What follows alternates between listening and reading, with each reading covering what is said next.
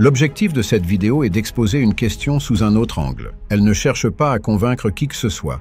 Chacun est libre de choisir ce qu'il veut croire.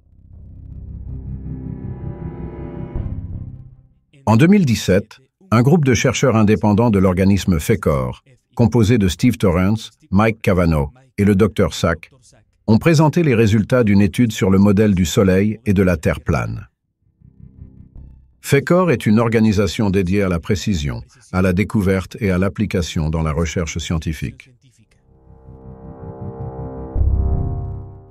Steve Torrance et le Dr Sack avaient auparavant travaillé sur des expériences, des calculs mathématiques et des simulations du ciel et de la Terre plane, obtenant des résultats surprenants. Et ce que cette équipe a découvert, dans cette recherche exceptionnelle, est assez intéressant. Jusqu'alors, plusieurs tentatives avaient été faites pour modéliser les mouvements du ciel sur des projections terrestres de la partie supérieure de la Terre plane. L'un des modèles était le modèle circulaire, un autre modèle carré, et quelques projections comme celle du diamant. Mais aucun n'avait pu montrer de manière précise et vérifiable ce qui se passe réellement là-haut. Selon les chercheurs de cette étude, beaucoup de ces modèles étaient faux. L'une des principales raisons pour lesquelles ces modèles étaient erronés est qu'ils partent tous du principe que les tropiques forment les trajectoires réelles d'objets physiques comme le Soleil ou la Lune. Mais les chercheurs de cette étude ont observé, analysé, mesuré le mouvement du Soleil et sa position. Ils ont réalisé des calculs mathématiques, des simulations et une maquette numérique que nous verrons plus tard. Ils ont également découvert que le Soleil n'est pas un objet physique. L'un des moyens d'y parvenir était de mesurer la taille du disque solaire lorsqu'il passait directement au-dessus de nous.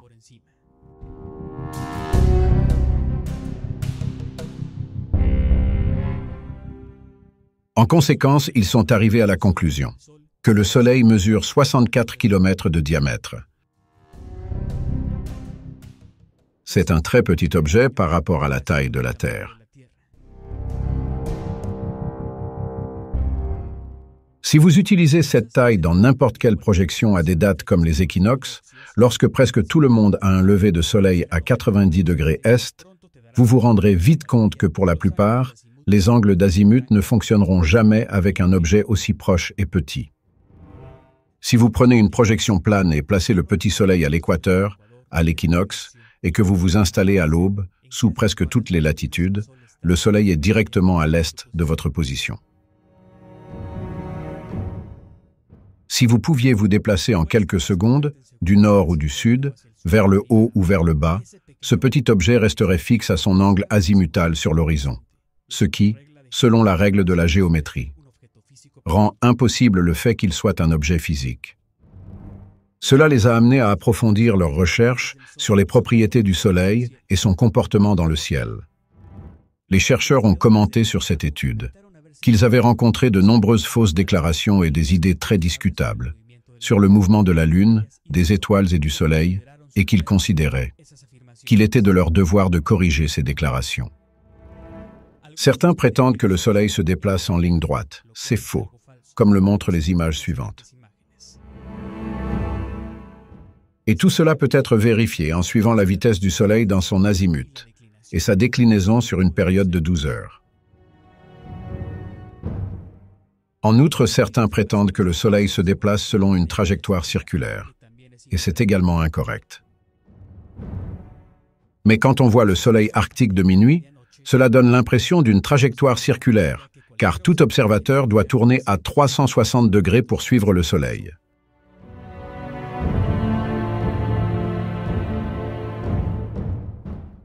Mais avec une trajectoire circulaire.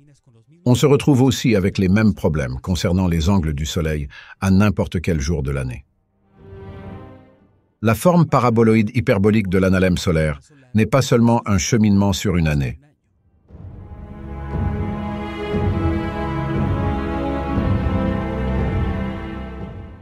Ce même mouvement se retrouve dans le cycle de 24 heures du Soleil. Ce modèle de dérive devient évident lors du suivi du Soleil avec des trackers haut de gamme comme celui de l'Osmandy et suit uniquement l'azimut du Soleil et n'utilise pas les paramètres de correction du tracker pour fonctionner à sa vitesse nominale de 15 degrés par heure.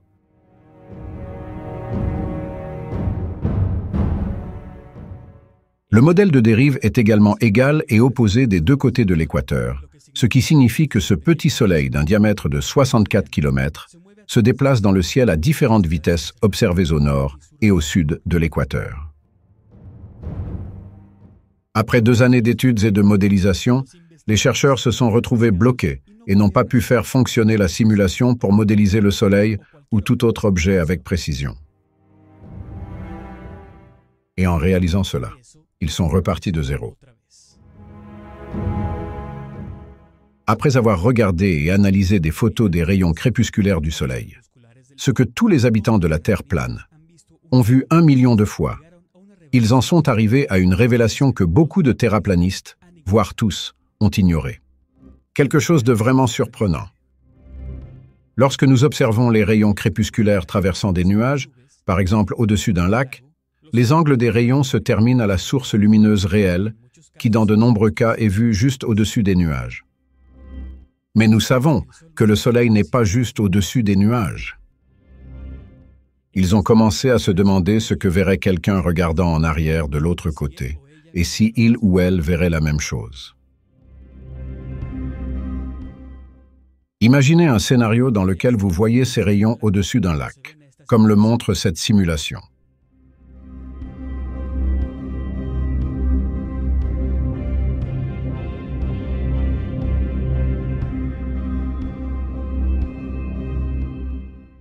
Ces rayons éclairent un point sur l'eau.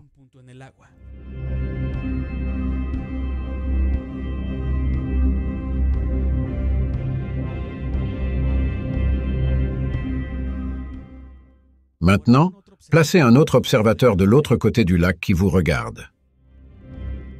Peut-il voir ces rayons et ces points lumineux sur l'eau comme dans cette animation? Allons plus loin et donnons à l'observateur principal qui regarde les rayons une longue perche avec un miroir placé à l'extrémité. Si vous réfléchissiez ce rayon qui frappe l'eau vers l'observateur de l'autre côté, verriez-vous alors un reflet du Soleil dans ce miroir? Notez que la distance qui nous sépare ici n'est que de 40 km. Et où devrait être le Soleil pour l'observateur de l'autre côté? Pour réaliser ces angles de lumière dans un logiciel 3D, vous avez besoin d'une source de lumière locale, telle qu'utilisée dans cette simulation.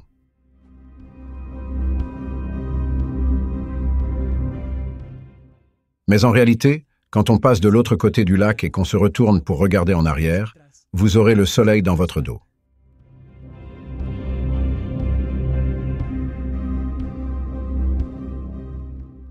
Il est donc impossible de voir les rayons du premier scénario ou le reflet du Soleil dans le miroir. Le Soleil n'éclaire plus le point de départ de l'observateur principal sur le lac. Par conséquent, ils sont arrivés à la conclusion logique que ces rayons sont personnels à tout observateur, puisque celui qui regarde en arrière ne peut pas voir la même chose en raison de sa position par rapport au Soleil. Or, si ces rayons sont personnels et ne peuvent être vus par personne d'autre que l'observateur lui-même, cela indique que le Soleil est une projection personnelle ou locale objective. Cela peut être vérifié par toute personne effectuant l'expérience des rayons crépusculaires du côté opposé, comme dans cette animation. Si quelqu'un se tourne vers un autre qui voit ces rayons, il ne pourra pas voir et ne verra pas la même chose. Un arc-en-ciel agit de la même manière que le Soleil, étant donné que vous seul pouvez le voir sous un angle spécifique, et vous ne pouvez pas le retourner car il s'éloignera toujours de vous, et vous ne pourrez pas voir le côté opposé de l'arc-en-ciel. Un arc-en-ciel est une projection d'une source, et cette source est le Soleil. Le Soleil est donc également une projection provenant d'une source inconnue. Les chercheurs ont alors pu commencer à modéliser la trajectoire du Soleil pour chaque observateur sur Terre.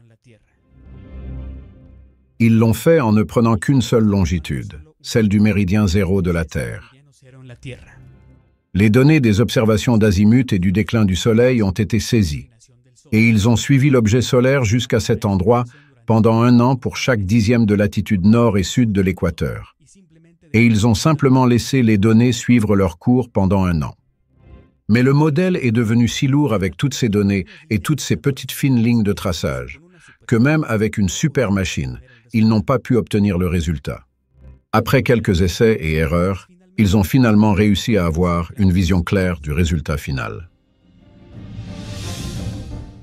Même si notre Soleil se trouve à égale distance de l'observateur, la forme et le design se sont retrouvés dans un champ toroïdal autour de la Terre.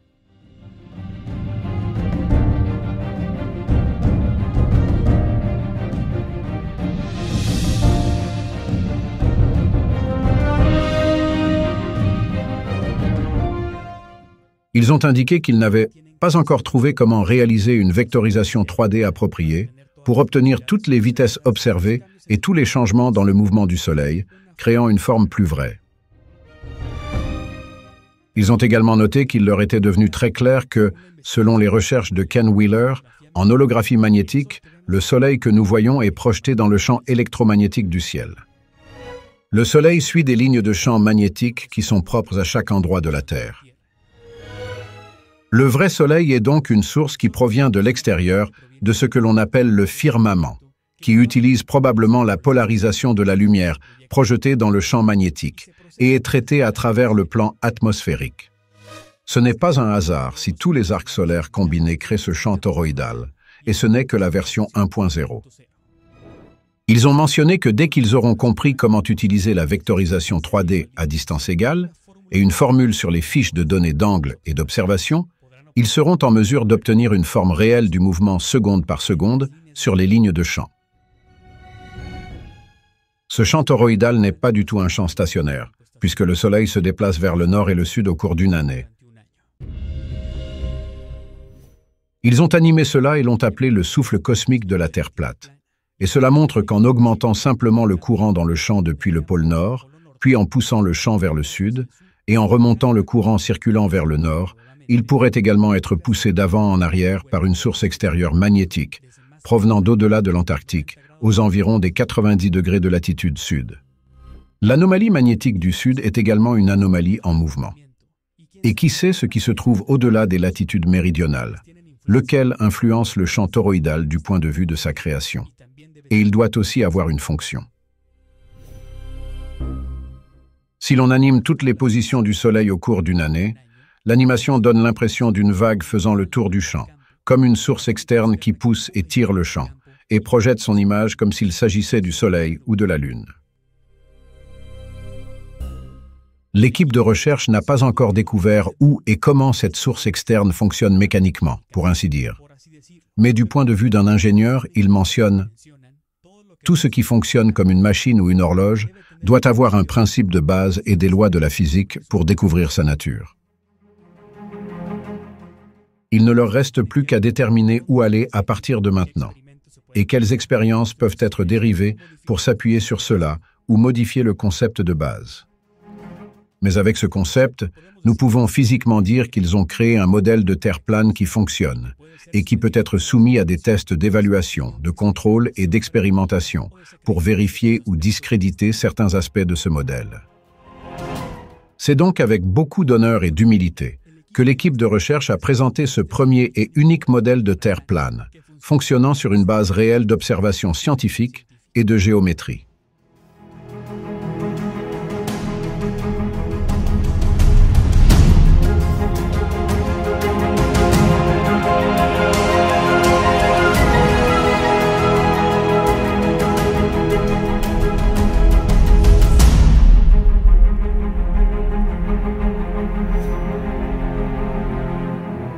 Si te gustó el video, suscríbete a Noor, compártelo y no te pierdas los futuros videoreportajes.